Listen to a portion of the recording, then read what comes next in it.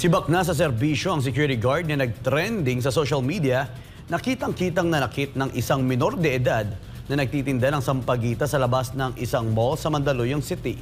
Sa panig naman ng PNP, inaalam na nila kung anong eskwelahan galing ang bata na nakasuot pa ng uniforme habang nagtitinda sa lugar. Narito ang balita ni Paul Montibon.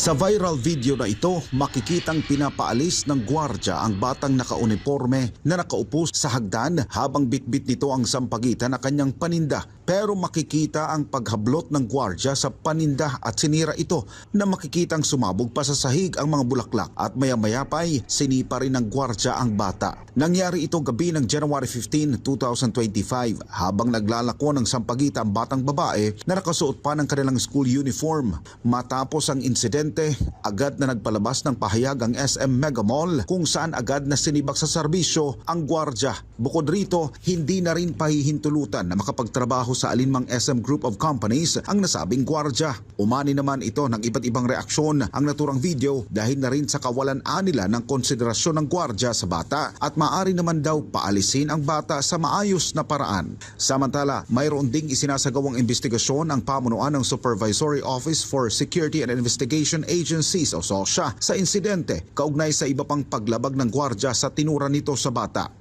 Sa panig naman ng Mandaluyong Pulis, wala pa silang natatanggap na reklamo kaugnay sa insidente habang inaalam na rin ng mga otoridad ang pagkakakilanlan ng bata maging ang eskwelahan na pinapasukan nito base sa suot nitong uniforme. Para sa Diyos at sa Pilipinas kong mahal, nag-uulat Paul Montibon, SMNI News.